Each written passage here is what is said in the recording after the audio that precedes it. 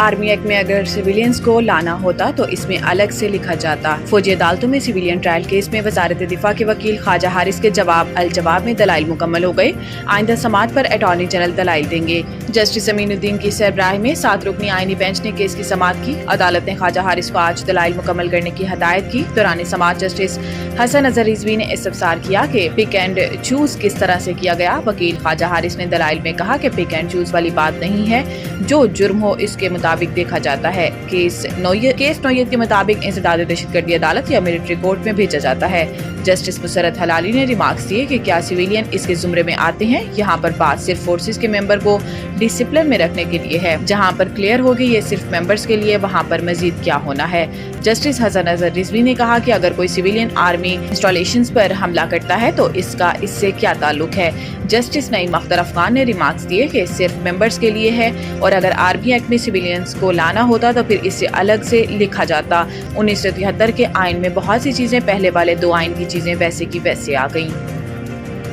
दहशतगर्दी को जड़ से उखाड़ने के लिए जहाद जारी रहेगा। वजीर आजम शहबाज शरीफ ने कहा कि पाकिस्तान के दुश्मन हमारी मुआशी कामयाबियों से खाइफ हैं। दहशतगर्दी को जड़ से उखाड़ने के लिए जहाद जारी रहेगा। वजीर आजम शहबाज शरीफ की ज़ेर सदारत अमन व अमान की सूरत हाल पर इजलास हुआ, जिसमें मुल्क में अमन व अमान के क़याम के हवाले से इक़दामात पर तफसीली ब्रीफिंग दी गई। इजलास में खिताब करते हुए वजीर आजम शहबाज शरीफ का कहना था कि दहशतगर्दों को इबरतनाक शिकस्त देंगे कि वो पाकिस्तान की तरफ मैली आंख से देखने की जुर्रत नहीं कर सकेंगे। पाकिस्तान के दुश्मन हमारी मुआशी कामयाबियों से खाइफ है। दहशतगर्दी के खिलाफ कार्रवाइयों के लिए तमाम इदारों और सूबों की कोशिशें लायक तहसीन है। इन्होंने कहा कि दहशतगर्दी के खात्मे के लिए वफाकी हुकूमत सूबों की इस्तेदाद बढ़ाने के लिए ताउन करेगी। तमाम इख्तलाफात भुलाकर दहशतगर्दी के खात्मे के लिए मिलकर काम करना है। सिक्योरिटी फोर्सेस के जवान दहशतगर्दों से नबर्द अज़मा और जानों का नजराना पेश कर रहे हैं। वजीर आजम ने हदायत की है कि स्मगलिंग के खिलाफ तमाम इदारे अपनी कोशिशें मजीद तेज करें। इंसानी स्मगलिंग के नेटवर्क के गिर्द घेरा मजीद तंग किया जाए। इंसानी स्मगलरों को कानून के शिकंजे में लाया जाए।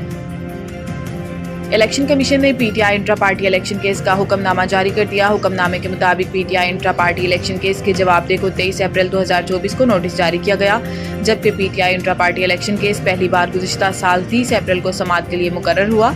हुक्मनामे में बताया गया है कि इलेक्शन कमीशन में पीटीआई इंट्रा पार्टी केस की अब तक 12 समाअतें हो चुकी हैं। पीटीआई की जानिब से 8 मौक़ों पर मुख्तलिफ ग्राउंड्स पर केस का इल्तवा मांगा गया और पीटीआई को इंसाफ के मुफाद के तहत इल्तवा दिया गया।